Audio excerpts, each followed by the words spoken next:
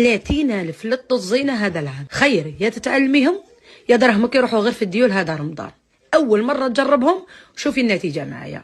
أنا ماشي خير منك. أبدأوا بسم الله على بركة الله. أول حاجة جيبوا لي البراميكسر اللي عندكم، طحانة ولا باليد. ديروا لي كاس سميد رطب، شوية ملح، مغرف زيت.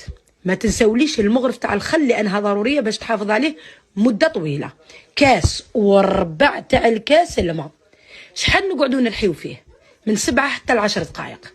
البانسو لازم يكون عريض والقوام يكون هذا هو القوام تاعو، ما خاثر ما مطلوق. المقله تكون ماشي لاصقه. تدهن المقله تاعك بالبانسو وتبدا تطيب في الحبيبات. بالك الاولى ما تنجحش، الثانيه ما تنجحش، العاشره وما تنجحش، ولكن مع الوقت راح ينجح لك وتولي ديري كميه تاع 20 طزينه في النهار في اسرع وقت ممكن. اول مره نديرهم ونجحوا لي. شوفي معايا سيداتي، بقاي معايا نحشوهم ونقليوهم ونقول لك النتيجه تاعهم في الفيديو اللي يجي مور هذا. اسيكي نعاود نذكرك، تعلميهم في دارك احسن لك وتقدري ديريهم حتى مشروع مربح هذا رمضان. ما تبيعهمش ب 30,000.